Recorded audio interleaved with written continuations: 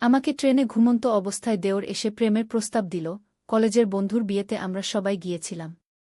ফিরতি ট্রেনে আমরা একটি কামরায় পাশাপাশি ছিলাম। আমার স্বামী অন্য কামরায় ছিল বন্ধুদের সাথে। মাঝরাতে দেবর ঘুমন্ত অবস্থায় আমার কাঁধে মাথা রাখল। ওই মুহূর্তে আমি আর নিজেকে ধরে রাখতে পারলাম না, কানে ফিসফিস করে বলল, বুদি, আমি তোমাকে প্রেম করি, দেওর হিসেবে নয়, একজন প্রেমিক পুরুষ হিসেবে। তুমি কি আমার হবে? ভাইয়াকে ডিভোর্স দিয়ে আমাকে বিয়ে করবে? আমি ট্রেনের ঝাঁকুনিতে হঠাৎ জেগে উঠলাম, কিন্তু চোখ খুললাম না।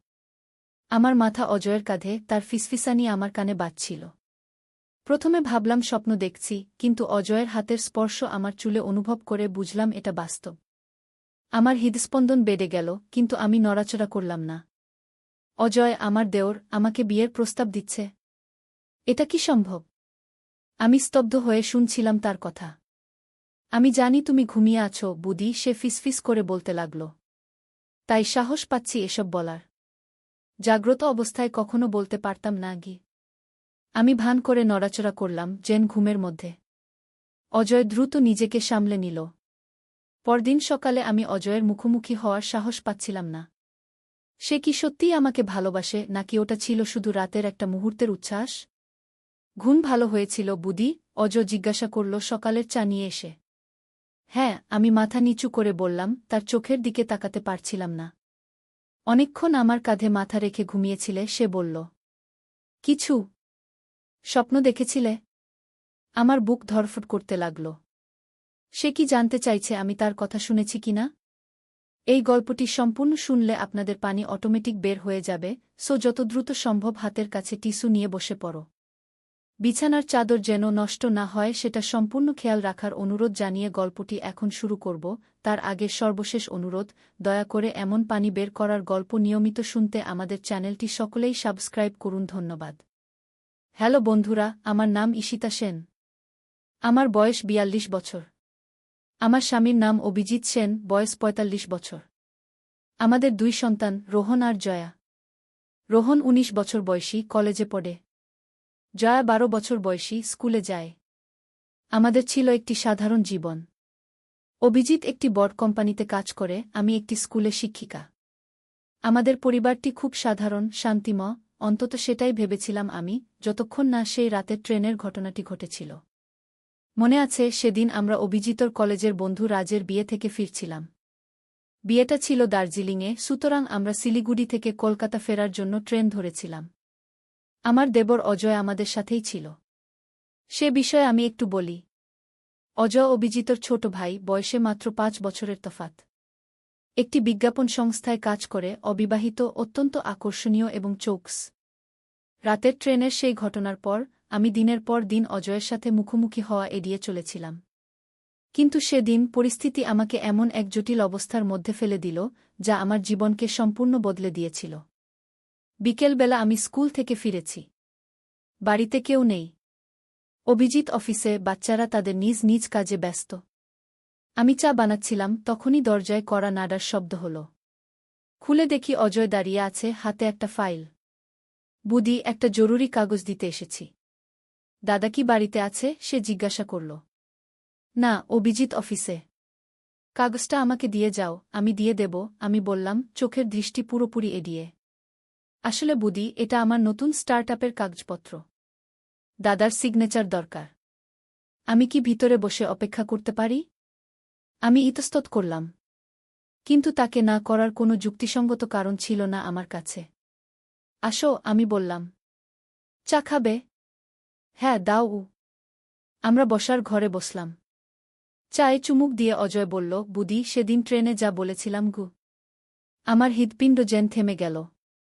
তো সত্যিই সে জানত আমি জেগেছিলাম? অজয়, প্লিজ, আমি বাধা দিলাম। আমরা পরিবার।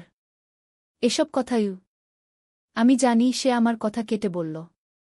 কিন্তু আমার কথাটা শোনো। আমি তোমাকে ভালোবাসি, এটা সত্যি, কিন্তু আমি আসলে কি বলতে চেয়েছিলাম সেটা আমাকে পুরো করতে দাও। আমি স্তব্ধ হয়ে বসে রইলাম। আমি তোমাকে ভালোবাসি, কিন্তু সেভাবে নয়।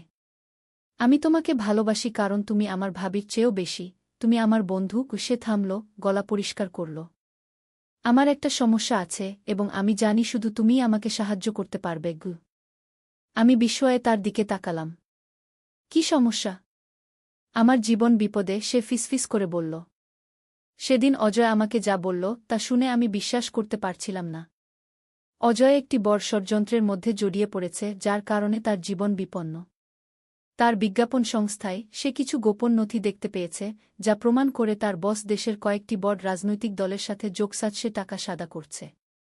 আমি কি করতে পারি? আমি জিজ্ঞাসা করলাম, তখনও বিস্ময়ে আচ্ছন্ন। আমার কাছে সব প্রমাণ আছে, কিন্তু আমি এটি নিরাপদ জায়গা রাখতে চাই। যদি আমার বস জানতে পারে আমি এই তথ্য জানি, আমি মরা মানুষকে অজয়ের চোখে আমি ভয় দেখতে পেলাম, এমন ভয় যা আমি আগে কখনো দেখিনি। তাহলে পুলিশের কাছে যাও, আমি বললাম। এটা এত সহজ নয়।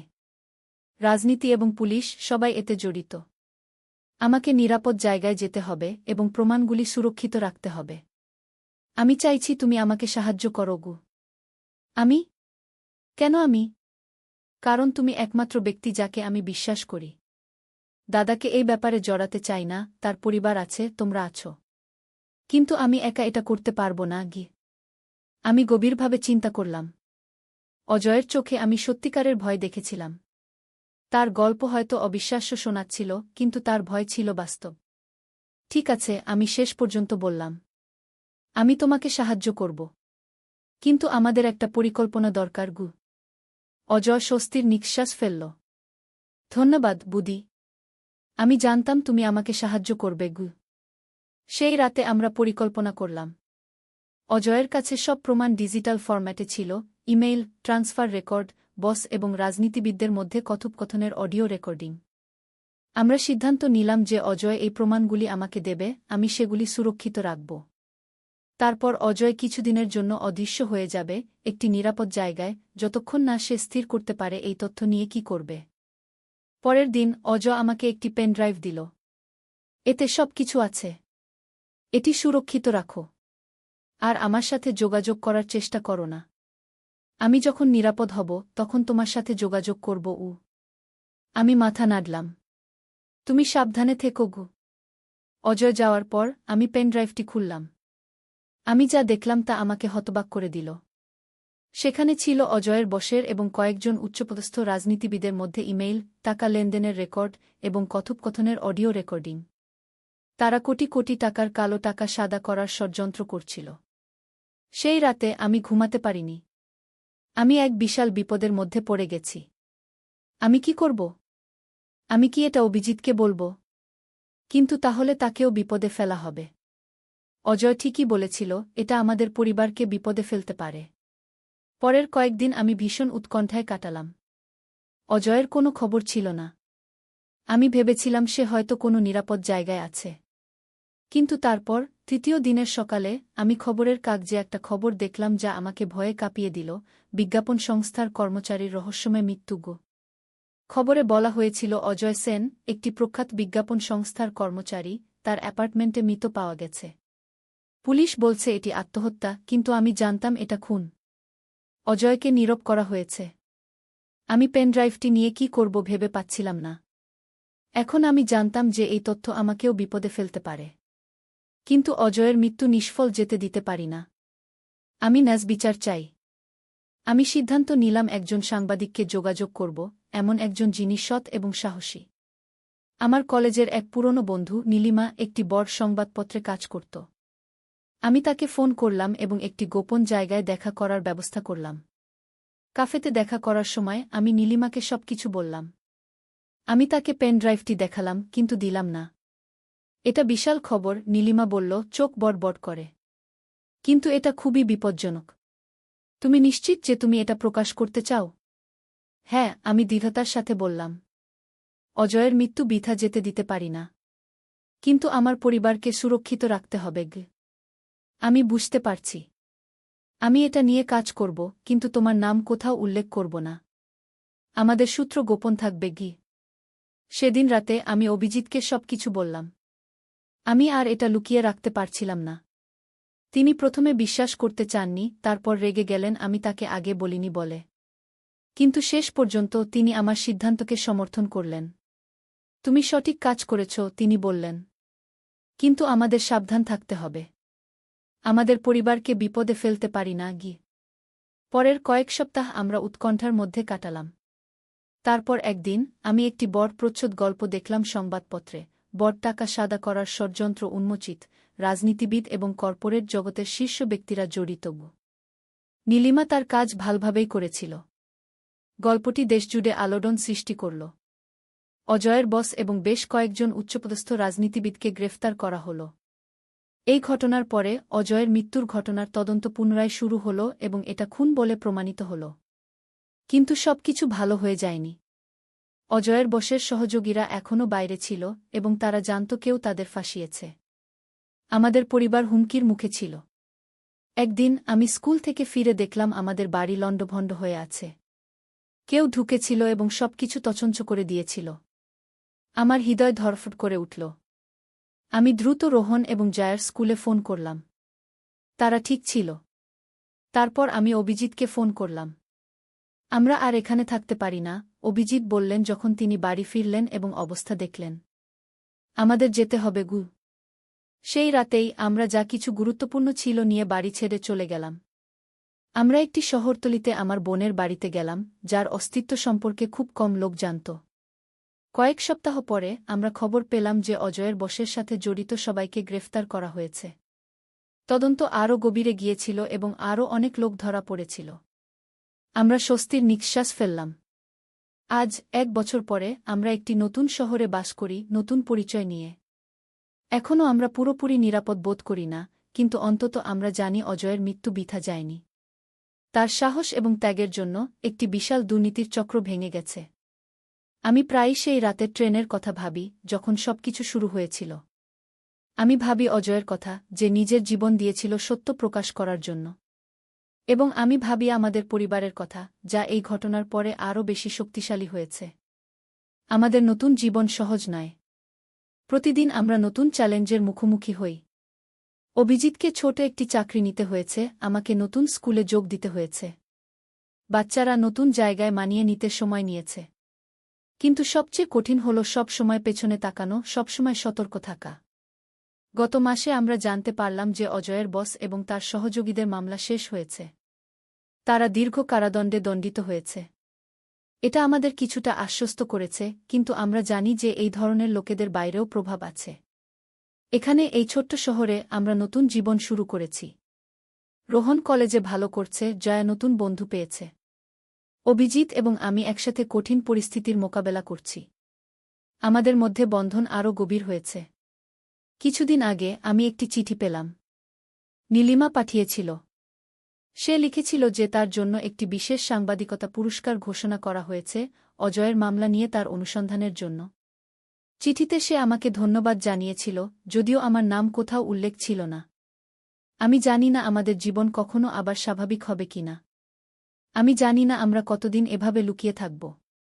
কিন্তু আমি জানি যে আমরা সঠিক কাজ করেছি।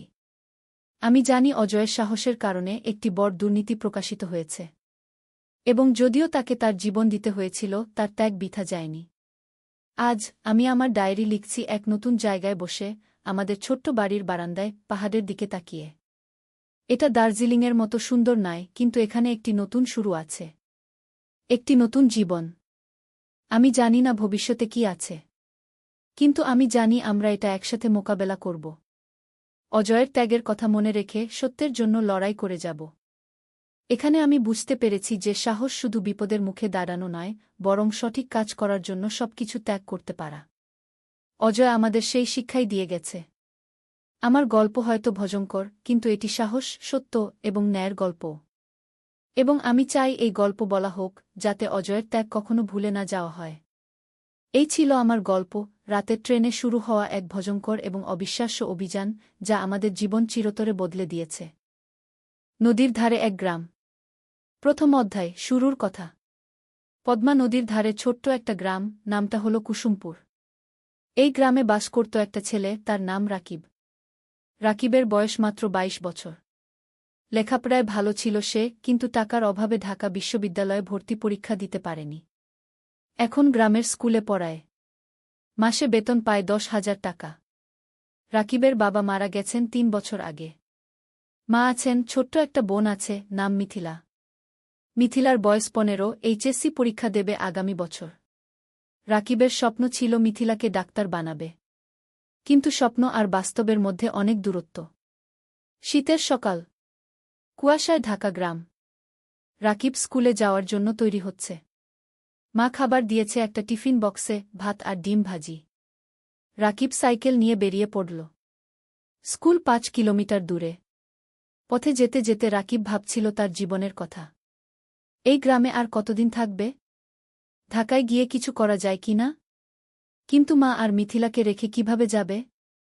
মনটা খারাপ হয়ে গেল। স্কুলে পৌঁছে দেখল হেড স্যার দাঁড়িয়ে আছেন। হেড স্যার মানিক স্যার, বয়স ৫০-এর কাছাকাছি। ভালো মানুষ। রাকিবকে অনেক স্নেহ করেন। রাকিব, একটু আমার রুমে এসো, মানিক স্যার বললেন। রাকিব রুমে ঢুকল। মানিক স্যার বললেন, তুমি তো জানো আমাদের স্কুলের অবস্থা ভালো না। সরকারি অনুদান কমে গেছে।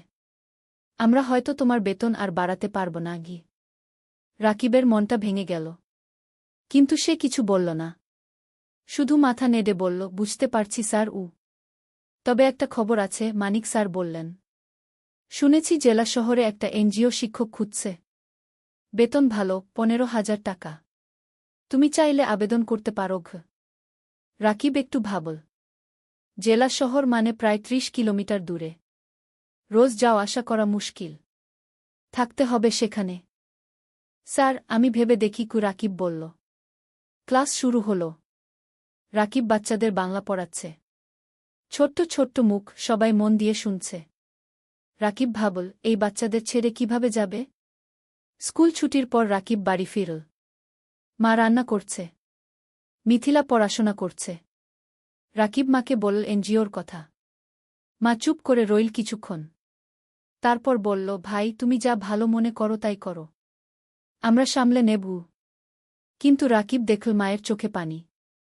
দ্বিতীয় অধ্যায়, নতুন সিদ্ধান্ত। সেই রাতে রাকিব ঘুমাতে পারল না। বারবার একই চিন্তা মাথায় আসছে। কি করবে? এখানে থাকবে নাকি নতুন জায়গায় যাবে? পরদিন শুক্রবার। ছুটির দিন। রাকিব সকালে উঠে নদীর ধারে গেল। পদ্মা নদী। শীতকালে পানি কমে যায়, বালুর চর জেগে ওঠে। রাকিব একটা চরের উপর বসল। দূরে মাছ ধরা নৌকা দেখা যাচ্ছে। রাকিব ছোটবেলার কথা ভাবল। বাবা জীবিত ছিলেন তখন। বাবাও মাছ ধরতেন। একদিন নৌকা উল্টে গিয়ে বাবা ডুবে মারা যান। সেদিন থেকে রাকিবের জীবন বদলে গেল। লেখাপড়া ছেড়ে দিতে হল। মাকে সাহায্য করতে হল। হঠাৎ কেউ পেছন থেকে ডাকল, রাকিব ভাই। রাকিব ফিরে তাকাল। দেখল তার বন্ধু সাজিদ দাঁড়িয়ে আছে। সাজিদ ঢাকায় থাকে, প্রাইভেট কোম্পানিতে চাকরি করে। গ্রামে এসেছে ঈদের ছুটিতে। সাজিদ, কবে এলি? রাকিব খুশি হল। গতকাল এলাম। তোর খোঁজেই এসেছিলাম। সাজিদ পাশে বসল। দুই বন্ধু অনেকক্ষণ গল্প করল। সাজিদ বলল তার চাকরির কথা, ঢাকার জীবনযাপনের কথা। রাকিব শুনল চুপচাপ। তারপর সাজিদ জিজ্ঞেস করল, তুই এই গ্রামে আর কতদিন পড়ে থাকবি? ঢাকায় চলে আয় না। আমি তোকে চাকরি খুঁজে দেবগু। রাকিব মাথা নাড়ল। মা আর মিথিলাকে রেখে কিভাবে যাব? ওদেরকে নিয়ে আয়। ঢাকায় ভাড়া বাসায় থাকবি, সাজিদ বলল। তোকে তো জানি। ঢাকায় এক রুম ভাড়া নিতে কত টাকা লাগে? আমার সামর্থ্য আছে। রাকিব তিক্ত হাসল। সাজিদ কিছু বলল না। সে জানে রাকিবের সমস্যা। দুপুরে রাকিব বাড়ি ফিরল। মা খাবার দিয়েছে। ভাত, ডাল আর একটা মাছ। রাকিব খেতে খেতে ভাবছিল, জীবনটা কেন এত কঠিন? খাওয়ার পর মিথিলা এল।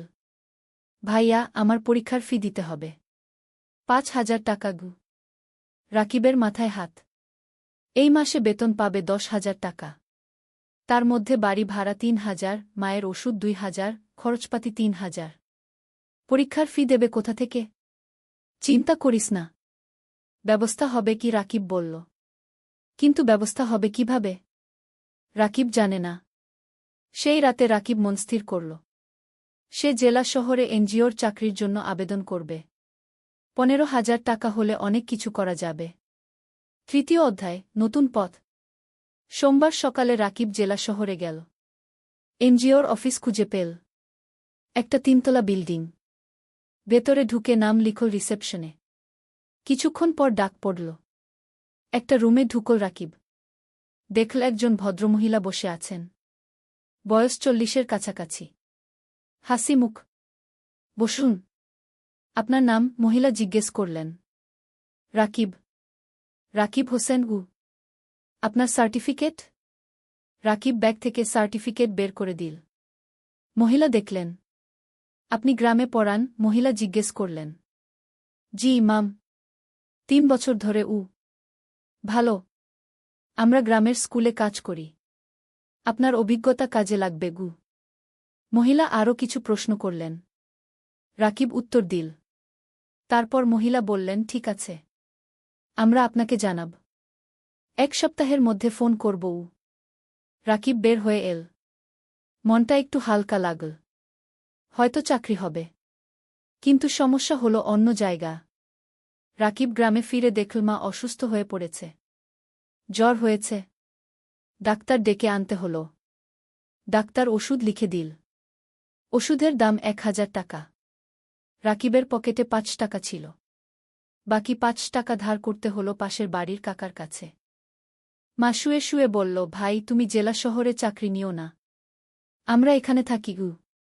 না মা, তোমার চিকিৎসার জন্য টাকা লাগবে, মিথিলার পড়াশোনার জন্য টাকা লাগবে, আমাকে ভালো চাকরি করতে হবে কি? রাকিব বলল। পরের সপ্তাহে রাকিবের ফোন এল। এনজিও থেকে চাকরি হয়েছে, পরের মাস থেকে জয়েন করতে হবে। রাকিব খুশি হল, কিন্তু সাথে সাথে চিন্তাও হল। জেলা শহরে থাকবে কোথায়? বাসা ভাড়া নিতে হবে। সেই টাকা কোথায়? রাকিব মানিক স্যারের কাছে গেল। সব বলল। মানিক স্যার শুনলেন। তারপর বললেন, তুমি চিন্তা করো না, আমার জেলা শহরে একটা ছোট্ট ফ্ল্যাট আছে, খালি পড়ে আছে, তুমি সেখানে থাকতে পারো। প্রথম 3 মাস ভাড়া লাগবে না। রাকিবের চোখে পানি এল। স্যার আপনি তুমি ভালো ছেলে, তোমার উন্নতি হোক এটাই চাই। মানিক স্যার হাসলেন। রাকিব স্যারের পা ছুঁয়ে সালাম করল। 4র্থ অধ্যায়, জেলা শহরে নতুন জীবন। পরের মাসের প্রথম দিনে রাকিব জেলা শহরে চলে এল। মা আর মিথিলা গ্রামে রইল। রাকিব ঠিক করল সপ্তাহে একদিন গ্রামে যাবে। মানিক স্যারের ফ্ল্যাট ছোট্ট কিন্তু পরিষ্কার। একটা রুম, একটা রান্নাঘর, একটা বাথরুম। রাকিব নিজের জিনিসপত্র গুছিয়ে রাখল। পরদিন এনজিও অফিসে গেল। কাজ শুরু হল। রাকিবকে দায়িত্ব দেওয়া হল 5টা গ্রামের স্কুল দেখাশোনা করার। সপ্তাহে 3 দিন স্কুলে যেতে হবে, বাকি দিন অফিসে। প্রথম দিন রাকিব একটা গ্রামে গেল। স্কুলটা খুবই খারাপ অবস্থায়। ছাদ দিয়ে পানি পড়ে, বেঞ্চ ভাঙা, শিক্ষক মাত্র 2 জন, ছাত্রছাত্রী প্রায় 150। রাকিব শিক্ষকদের সাথে কথা বলল। তারা বলল অনেক সমস্যার কথা। বেতন কম, সরকারি সাহায্য নেই, অনেক বাচ্চা স্কুল ছেড়ে দিয়েছে। রাকিব বুঝল এখানে অনেক কাজ করার আছে। সে মনস্থির করে ভালোভাবে কাজ করবে। সন্ধ্যায় রাকিব ফ্ল্যাটে ফিরল। একা একা রান্না করল, ভাত আর ডিম ভাজি। খেয়ে শুয়ে পড়ল। মায়ের কথা মনে পড়ল, মিথিলার কথা মনে পড়ল। রাকিব মাকে ফোন করল। মা কেমন আছো? ভালো আছি। তুমি খেয়েছ? মা জিজ্ঞেস করল। হ্যাঁ মা। তুমি ওষুধ খেয়েছ তো? খেয়েছি। মিথিলা পড়াশোনা করছে, তুমি চিন্তা করো না। ফোন রেখে রাকিব ঘুমিয়ে পড়ল। দিন যাচ্ছে। রাকিব কাজে মন দিচ্ছে। সে দেখছে স্কুলগুলোর অবস্থা ধীরে ধীরে ভালো হচ্ছে। এনজিও থেকে সাহায্য আসছে, নতুন বেঞ্চ এসেছে, ছাদ মেরামত হয়েছে, শিক্ষকদের ট্রেনিং দেওয়া হচ্ছে। রাকিব খুশি। তার মনে হচ্ছে সে কিছু ভালো কাজ করছে। 3 মাস পর রাকিব প্রথম বেতন পেল, 15,000 টাকা। রাকিব সাথে সাথে 10,000 টাকা মাকে পাঠিয়ে দিল। বাকি 5,000 টাকা দিয়ে নিজের খরচ চালাবে। মা ফোন করে কাঁদল। ভাই তুমি এত টাকা পাঠালে তোমার কি হবে? মা তুমি চিন্তা করো না, আমার হয়ে যাবে, তুমি ভালো থাকো গো। রাকিবের মনে হল জীবনে প্রথমবার সে কিছু করতে পারছে। 5ম অধ্যায়, নতুন বন্ধুত্ব। এনজিও অফিসে রাকিবের সহকর্মী অনেক। তার মধ্যে একজন মেয়ে আছে, নাম তানিয়া। তানিয়া ঢাকা থেকে এসেছে। লেখাপড়া করেছে ঢাকা বিশ্ববিদ্যালয়ে। খুব মেধাবী। কিন্তু গ্রামের মানুষের জন্য কাজ করতে চায়। তাই এনজিওতে জয়েন করেছে। তানিয়া আর রাকিব প্রায় একসাথে মাঠে কাজ করে। স্কুলে যায়। শিক্ষকদের সাথে কথা বলে। বাচ্চাদের পড়ায়। ধীরে ধীরে তানিয়া আর রাকিবের মধ্যে বন্ধুত্ব হল। তানিয়া রাকিবকে অনেক কিছু শেখায়। কিভাবে প্রজেক্ট প্ল্যান করতে হয়, কিভাবে রিপোর্ট লিখতে হয়, কিভাবে মানুষের সাথে কথা বলতে হয়। রাকিব তানিয়াকে শেখায় গ্রামের জীবন সম্পর্কে, গ্রামের মানুষের সমস্যা সম্পর্কে, কিভাবে তাদের সাহায্য করা যায়। একদিন তানিয়া রাকিবকে জিজ্ঞেস করল, তুমি কি বিয়ে করেছ? রাকিব হেসে বলল, না, বিয়ের কথা ভাবার সময় নেই। এখন পরিবারের দায়িত্ব আছে। তোমার পরিবার কেমন? তানিয়া জিজ্ঞেস করল। রাকিব তার মা আর মিথিলার কথা বলল। বাবার মৃত্যুর কথা বলল। কিভাবে সে সংসার চালাচ্ছে সেই কথা বলল। তানিয়া শুনল চুপচাপ। তারপর বলল, তুমি খুব সাহসী। রাকিব কিছু বলল না। শুধু হাসল। সময় যাচ্ছে। রাকিবের কাজ ভালো হচ্ছে। এনজিও থেকে তাকে প্রশংসা করা হচ্ছে। বেতনও বাড়ল। এখন 17,000 টাকা পায়। রাকিব সপ্তাহে একদিন গ্রামে যায়। মাকে দেখে আসে। মিথিলার পড়াশোনা দেখে দেয়। মিথিলা এখন কলেজে পড়ছে। সে ডাক্তার হতে চায়। একদিন মা রাকিবকে বলল, ভাই, তোর বিয়ের কথা ভাবা উচিত কে? রাকিব হাসল। মা, এখনো সময় আছে। আগে মিথিলাকে প্রতিষ্ঠিত করি কি। কিন্তু তোর বয়স হয়ে যাচ্ছে। আমি চিন্তায় থাকি কি, মা বলল। তুমি চিন্তা করো না মা। সব ঠিক হবে। 6ষ্ঠ অধ্যায়, প্রেম আর স্বপ্ন। 1 বছর পার হয়ে গেল। রাকিব এখন এনজিওতে প্রজেক্ট কোঅর্ডিনেটর। বেতন 20,000 টাকা। সে এখন একটা ভাড়া বাসায় থাকে। মাসে ভাড়া 5,000 টাকা। তবু মাকে প্রতি মাসে 12,000 টাকা পাঠায়। মিথিলা খুব ভালো ফলাফল করেছে। সে মেডিকেল কলেজে ভর্তি হতে চায়। কিন্তু ভর্তি পরীক্ষার জন্য কোচিং করতে হবে। কোচিং ফি অনেক। রাকিব চিন্তায় পড়ল। কোথা থেকে টাকা আসবে? তানিয়া বুঝতে পারল রাকিবের সমস্যা। একদিন সে বলল, রাকিব, তুমি কিছু চিন্তিত মনে হচ্ছে কি? রাকিব মিথিলার কথা বলল। তানিয়া বলল, আমি আমার এক বন্ধুকে জানি। সে ঢাকায় মেডিকেল কোচিং সেন্টার চালা। আমি তাকে বলবো। হয়তো কম ফিতে তোমার বোনকে ভর্তি করে নেবে কি। রাকিব অবাক হল। তুমি এত সাহায্য করছো কেন? তানিয়া চুপ করে রইল কিছুক্ষণ। তারপর বলল, কারণ তুমি ভালো মানুষ গো। রাকিব কিছু বলল না। কিন্তু মনের ভেতর একটা অনুভূতি হল। পরের সপ্তাহে তানিয়া তার বন্ধুর সাথে রাকিবের কথা হল।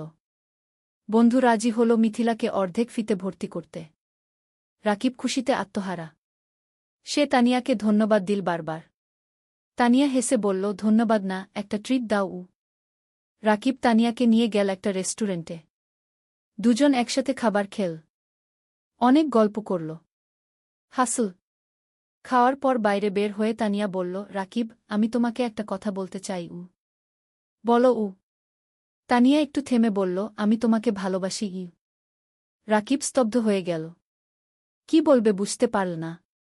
তানিয়া বলল, আমি জানি এটা হঠাৎ শোনাচ্ছে। কিন্তু 1 বছর ধরে তোমার সাথে কাজ করছি। তোমার চরিত্র, তোমার পরিবারের প্রতি দায়িত্ববোধ, তোমার সততা, সব কিছু দেখেছি। তুমি আমার মনে জায়গা করে নিয়েছ। রাকিব কিছুক্ষণ চুপ করে রইল। তারপর বলল, তানিয়া, আমি জানি না কি বলবো। তুমি ঢাকার মেয়ে, উচ্চশিক্ষিত। আমি একজন সাধারণ গ্রামের ছেলে।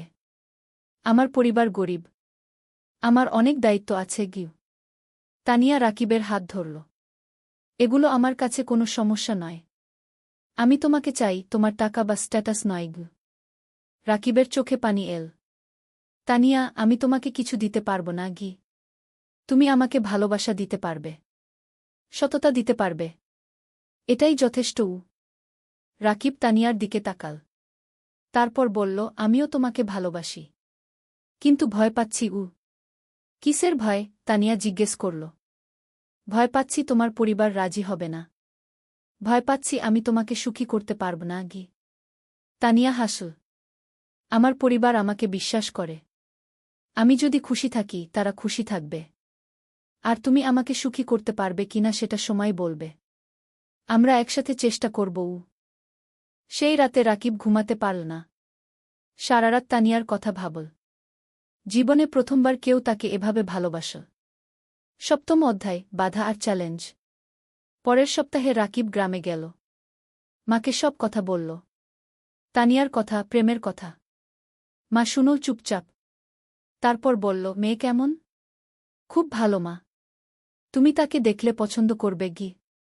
তার পরিবার রাজি হবে? আমরা তো গরিব, খিমা চিন্তিত হল। তানিয়া বলেছে তার পরিবার তাকে বিশ্বাস করে। সমস্যা হবে না গি। মিথিলা খুশি হল। ভাইজা, তুমি বিয়ে করছ? আমি ভাবির সাথে দেখা করব। রাকিব হাসল।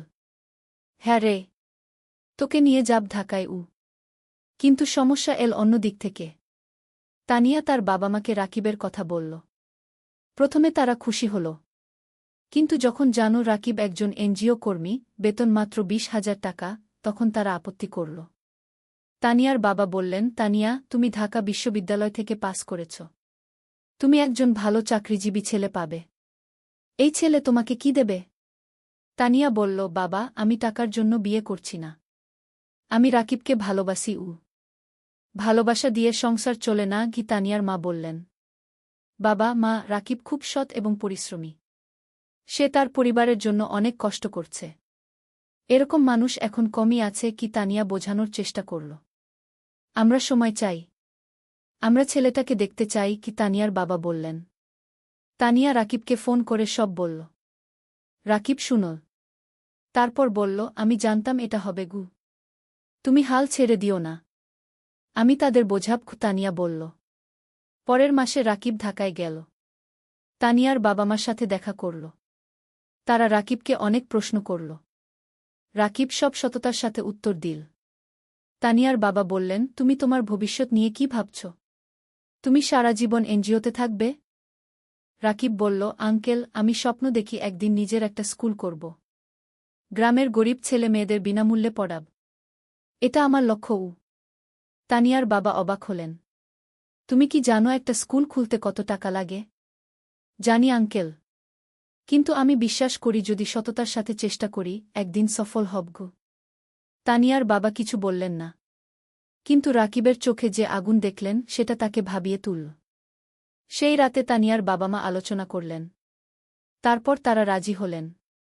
কিন্তু একটা শর্ত দিলেন, রাকিবকে আরও ভালো চাকরি খুঁজতে হবে। রাকিব শর্ত মেনে নিল।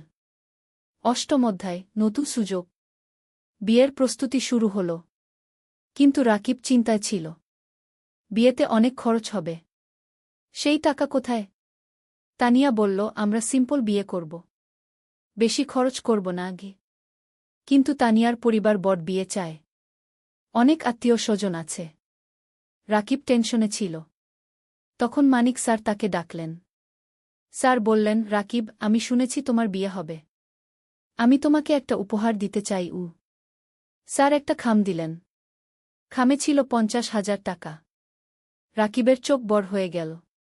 স্যার, এটা আমি নিতে পারব না গি। এটা উপহার। তুমি আমার ছাত্রের মতো। তুমি অবশ্যই নেবে। স্যার জোর করলেন। রাকিব স্যারকে জড়িয়ে ধরল। স্যার, আপনি আমার জন্য অনেক কিছু করেছেন গি। তুমি ভালো থাকো। এটাই চাই। এদিকে রাকিবের ভাগ্য ঘুরতে শুরু করল। একদিন এনজিওর ডিরেক্টর রাকিবকে ডাকলেন। বললেন, রাকিব, তোমার কাজ আমরা খুব পছন্দ করেছি। আমরা একটা নতুন প্রজেক্ট শুরু করছি। তুমি প্রজেক্ট ম্যানেজার হবে। বেতন হবে 35,000 টাকা গু। রাকিব বিশ্বাস করতে পারল না। 35,000 টাকা! এত টাকা কখনো কল্পনাও করেনি। স্যার, সত্যি? রাকিব জিজ্ঞেস করল। হ্যাঁ। তুমি যোগ্য। তুমি পারবে কি? ডিরেক্টর বললেন। রাকিব সাথে সাথে তানিয়াকে ফোন করল। তানিয়া খুশিতে চিৎকার করল। সেই সন্ধ্যায় রাকিব মাকে ফোন করল। সব বলল। মা কাঁদতে লাগল। খুশির কান্না। ভাই, আল্লাহ তোমার ভালো করেছে। তুমি অনেক কষ্ট করেছ কি? মা বলল। মা, এখন আমরা ভালো থাকব। মিথিলার পড়াশোনা ভালো হবে। তুমি সুস্থ থাকবে গু। বিয়ের দিন এল। সিম্পল কিন্তু সুন্দর বিয়ে। গ্রাম থেকে মা আর মিথিলা এসেছে। রাকিবের বন্ধুরা এসেছে। এনজিও অফিসের সবাই এসেছে। তানিয়া দেখতে খুব সুন্দর লাগছিল লাল শাড়িতে। রাকিব পাঞ্জাবি পরেছে। বিয়ে হল। সবাই দোয়া করল, আশীর্বাদ করল।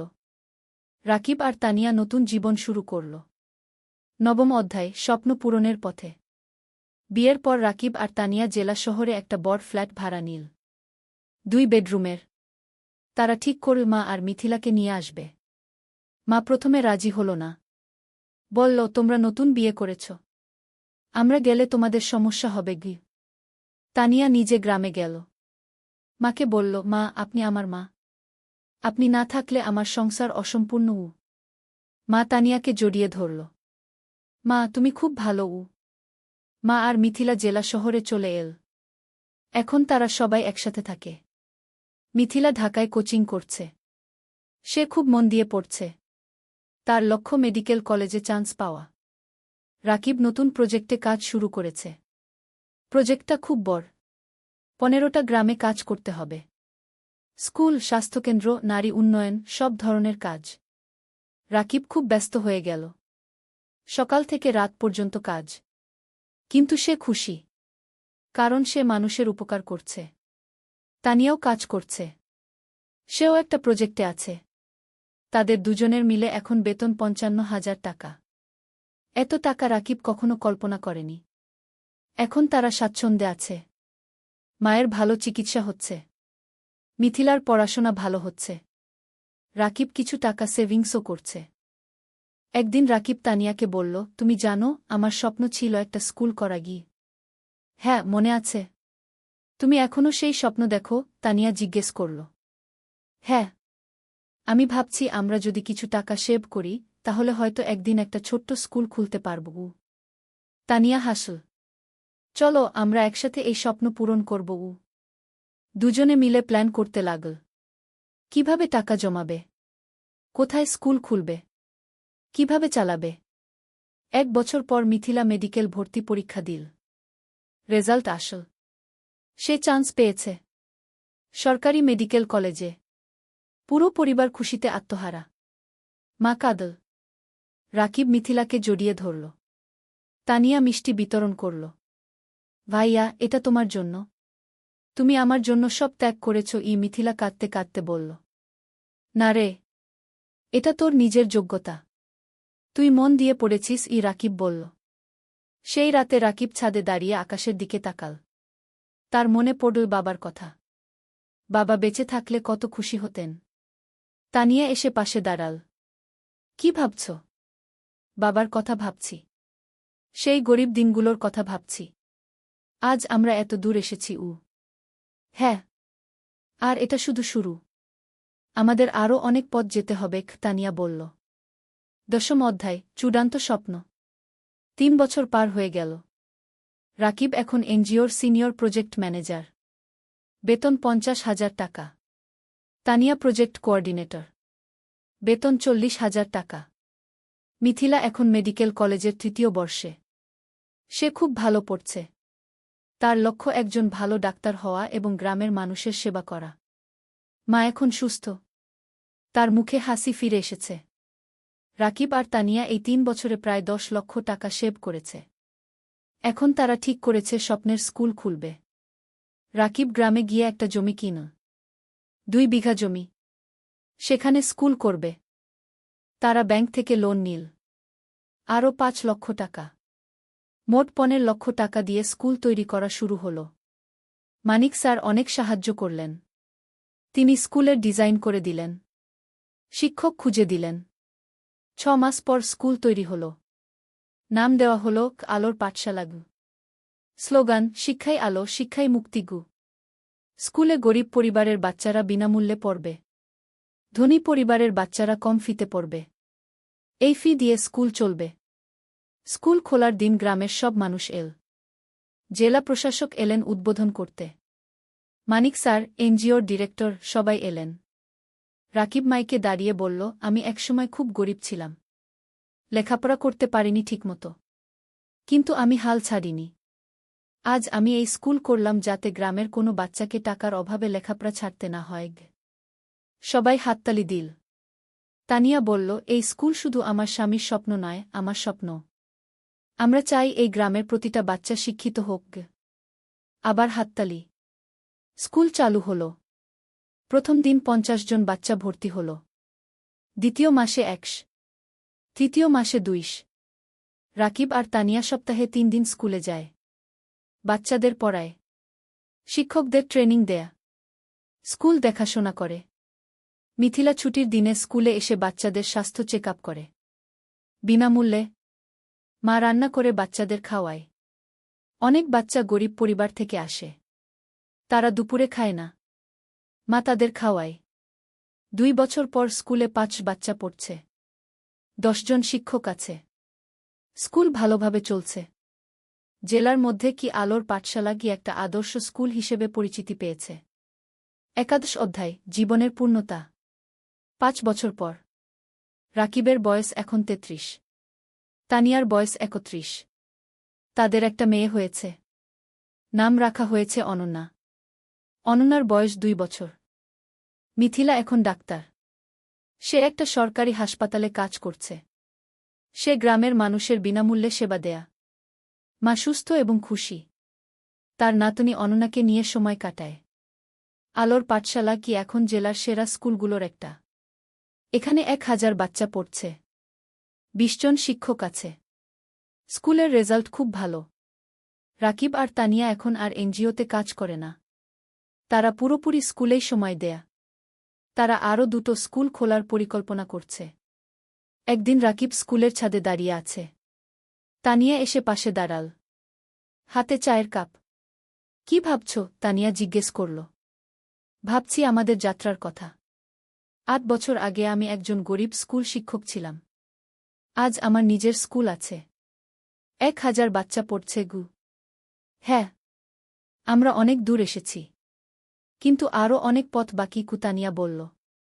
জানো, কখনো কখনো মনে হয় স্বপ্ন দেখা ভালো। স্বপ্ন মানুষকে বাঁচিয়ে রাখে। আমি স্বপ্ন দেখেছিলাম বলে আজ এখানে এসেছি। তানিয়া রাকিবের হাত ধরল। আর আমি তোমাকে বিশ্বাস করেছিলাম বলে তোমার স্বপ্ন আমার স্বপ্ন হয়ে গেল। দুজন চুপচাপ দাঁড়িয়ে রইল। নিচে বাচ্চারা খেলছে। তাদের হাসির শব্দ শোনা যাচ্ছে। রাকিব বলল, জানো তানিয়া, আমার এখন মনে হয় জীবনের সবচেয়ে বড় সফলতা হলো মানুষের মুখে হাসি ফোটানো। টাকা, প্রতিষ্ঠা সব তুচ্ছ যখন দেখি একটা গরিব বাচ্চা আমাদের স্কুলে পড়ে ভালো রেজাল্ট করছে। তানিয়া মাথা নাড়ল। একদম ঠিক।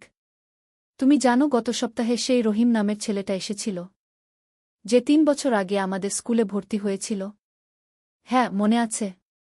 তার বাবা রিকশা চালায়। সে ক্লাসে ফার্স্ট হয়েছে।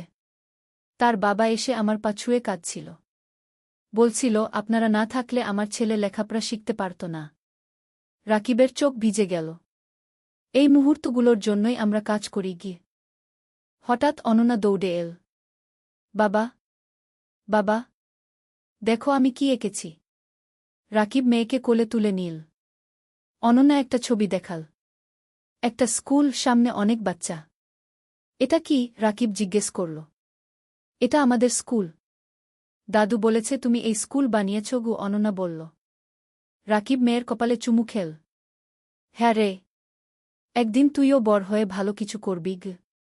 আমি ডাক্তার হব, মাসির মতো। তারপর গরিব মানুষদের দেখব। অনন্যা বলল। তানিয়া হাসল। দেখছ, আমাদের পরবর্তী প্রজন্ম স্বপ্ন দেখছে। দ্বাদশ অধ্যায়, নতুন চ্যালেঞ্জ। কিন্তু জীবন কখনো সোজা পথে চলে না। একদিন রাকিব খবর পেল স্কুলের জমি নিয়ে সমস্যা হয়েছে। একজন স্থানীয় রাজনীতিবিদ দাবি করছে জমিটা তার। রাকিব চিন্তায় পড়ে গেল। সে আইনজীবীর সাথে দেখা করল। আইনজীবী বলল, কাগজপত্র দেখাও। রাকিব সব কাগজ দেখাল। আইনজীবী দেখে বলল, তোমার কাগজ ঠিক আছে, কিন্তু ওই লোক ক্ষমতাবান। সে ঝামেলা করবে। তাহলে কি করব? রাকিব জিজ্ঞেস করল। কোর্টে কেস করতে হবে। সময় লাগবে, টাকাও লাগবে। রাকিব বাড়ি ফিরে তানিয়াকে সব বলল। তানিয়া শুনল। তারপর বলল, আমরা লড়ব। আমরা সত্যের পক্ষে আছি। কেস শুরু হল। প্রতি সপ্তাহে কোর্টে যেতে হচ্ছে। আইনজীবীর ফি দিতে হচ্ছে। টাকা খরচ হচ্ছে অনেক। কিন্তু রাকিব হাল ছাড়ল না। সে জানে সে ন্যায়ের পক্ষে। এই সময় গ্রামের মানুষ রাকিবের পাশে দাঁড়াল। তারা একটা কমিটি করল। সবাই মিলে টাকা তুলো রাকিবকে সাহায্য করার জন্য। একদিন গ্রামের চেয়ারম্যান রাকিবের কাছে এসে বলল, রাকিব, তুমি আমাদের গ্রামের গর্ব। তুমি আমাদের বাচ্চাদের শিক্ষিত করছ। আমরা তোমাকে একা ছাড়ব না। রাকিব কান্নায় ভেঙে পড়ল। আপনারা আমার পরিবার। মানিক স্যারও সাহায্য করলেন। তিনি জেলা প্রশাসকের সাথে কথা বলল। প্রশাসক বিষয়টা দেখলেন। 6 মাস পর কোর্ট রায় দিল রাকিবের পক্ষে। জমি রাকিবেরই। সেই দিন স্কুলে উৎসব হল। সবাই খুশি। বাচ্চারা নাচল, গাইল। রাকিব মাইকে বলল, আজ আমরা জিতেছি। কিন্তু এটা শুধু আমার জয় নয়। এটা আমাদের সবার জয়। সত্যের জয়। ত্রয়োদশ অধ্যায়, সম্প্রসারণ। কেস জেতার পর রাকিবের আত্মবিশ্বাস বেড়ে গেল। সে ঠিক করল আরও একটা স্কুল খুলবে, পাশের জেলায়। তানিয়া রাজি হল। তারা আবার সেভিংস শুরু করল। এই সময় একটা বড় সুখবর এল। একটা আন্তর্জাতিক এনজিও তাদের স্কুলের কথা শুনেছে। তারা সাহায্য করতে চায়। এনজিওর একজন প্রতিনিধি এল আলোর পাঠশালাগু দেখতে। সে সব দেখল। শিক্ষকদের সাথে কথা বলল। বাচ্চাদের সাথে কথা বলল। তারপর সে রাকিবকে বলল, আমরা আপনার কাজে মুগ্ধ। আমরা আপনাকে 10 লক্ষ টাকা গ্রান্ট দিতে চাই নতুন স্কুলের জন্য। রাকিব বিশ্বাস করতে পারল না। 10 লক্ষ টাকা? সত্যি? রাকিব জিজ্ঞেস করল। হ্যাঁ। আপনি একটা প্রস্তাব লিখে পাঠান।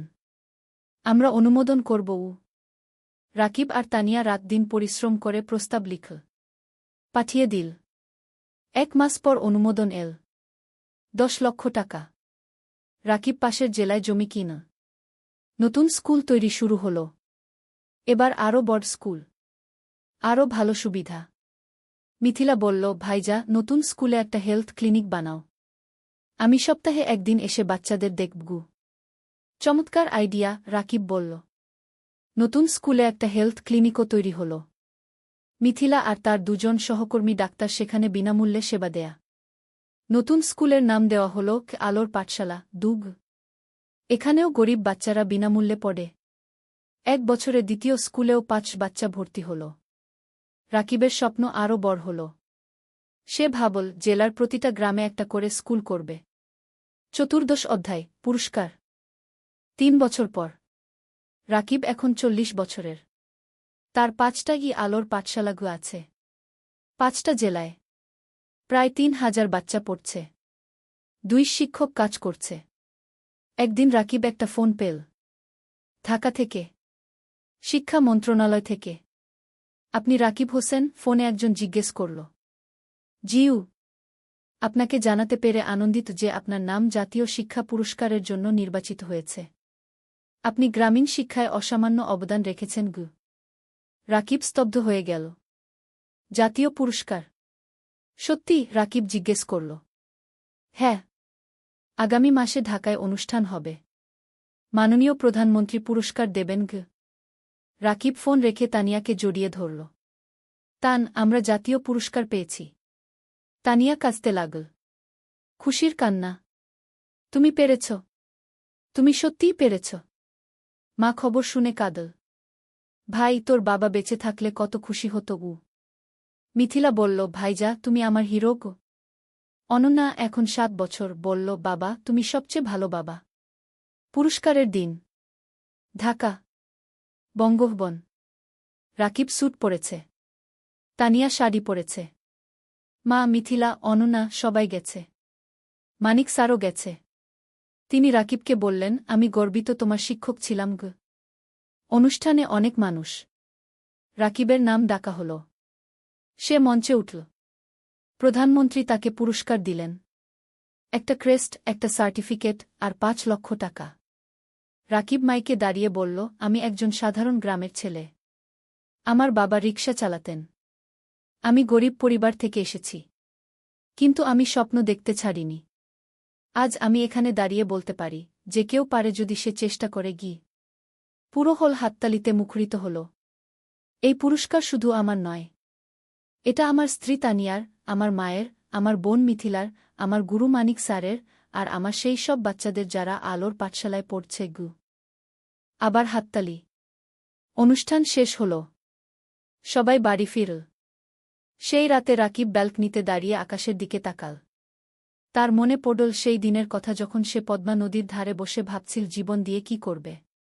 আজ সেই জীবন কত বদলে গেছে। তানিয়া এসে পাশে দাঁড়াল। কি ভাবছ? ভাবছি আমরা কত দূর এসেছি। আর ভাবছি আমাদের এখনো কত কাজ বাকি। হ্যাঁ, আমাদের স্বপ্ন এখনো শেষ হয়নি, তানিয়া বলল। ৫০ অধ্যায়, উত্তরাধিকার। আরও ৫ বছর কেটে গেল। রাকিবের বয়স এখন ৪৫। তার ১০টা আলোর পাঠশালাগু আছে। ১০টা জেলায়। ৬,০০০ বাচ্চা পড়ছে। ৪ শিক্ষক কাজ করছে। মিথিলা এখন একজন সফল ডাক্তার। সে নিজের একটা হাসপাতাল খুলেছে। গরিব মানুষদের বিনামূল্যে চিকিৎসা দেয়া। অনন্যা এখন ১২ বছর। সে আলোর পাঠশালাতেই পড়ছে। সে খুব মেধাবী।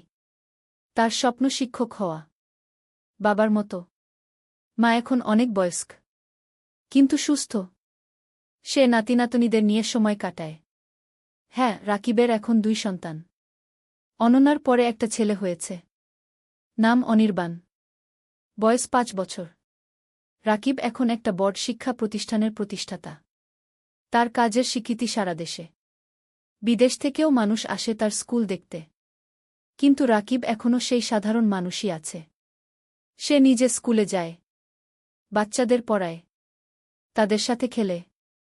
একদিন একজন সাংবাদিক রাকিবকে ইন্টারভিউ করতে এল। সে জিজ্ঞেস করল, আপনার সাফল্যের রহস্য কি? রাকিব হেসে বলল, রহস্য বলে কিছু নেই। শুধু ৩টা জিনিস, স্বপ্ন, পরিশ্রম আর সততা। আপনার ভবিষ্যৎ পরিকল্পনা? আরও ২০টা স্কুল খুলব। প্রতিটা জেলায়।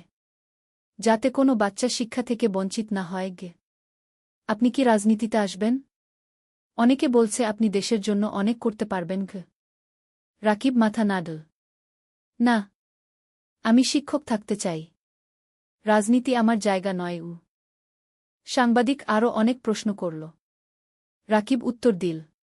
সেই রাতে টিভিতে ইন্টারভিউ দেখানো হল। পুরো দেশ দেখল। অনেক মানুষ অনুপ্রাণিত হল রাকিবের গল্পে। পরের দিন রাকিবের ফোন বাজতে লাগল। অনেক মানুষ সাহায্য করতে চায়। ডোনেশন দিতে চায়। স্বেচ্ছাসেবক হতে চায়। রাকিব তানিয়াকে বলল, দেখছ? মানুষ ভালো কাজে এগিয়ে আসতে চায়। শুধু সুযোগ দরকার। তানিয়া বলল, হ্যাঁ। আর তুমি সেই সুযোগ তৈরি করেছ। শেষ অধ্যায়, জীবনের অর্থ। আরও ১০ বছর পরের ঘটনা। রাকিবের বয়স এখন ৫৫। চুলে পাক ধরেছে। কিন্তু চোখে এখনও সেই আগুন। তার এখন ২৫টা আলোর পাঠশালাগু আছে। ১৫,০০০ বাচ্চা পড়ছে। ১,০০০-এর বেশি শিক্ষক কাজ করছে। মা আর বেঁচে নেই। ৩ বছর আগে মারা গেছেন। শান্তিতে। তার শেষ ইচ্ছা ছিল রাকিব যেন তার কাজ চালিয়ে যায়। রাকিব সেই ওয়াদা রেখেছে। মিথিলা এখন একজন প্রতিষ্ঠিত ডাক্তার। তার হাসপাতাল জেলার সেরা হাসপাতাল। সে বিয়ে করেছে একজন ইঞ্জিনিয়রকে। তাদের ২ সন্তান। অনন্যা এখন ২২ বছর। সে শিক্ষক হয়েছে। আলোর পাঠশালাতেই পড়ায়। সে বাবার উত্তরসূরি।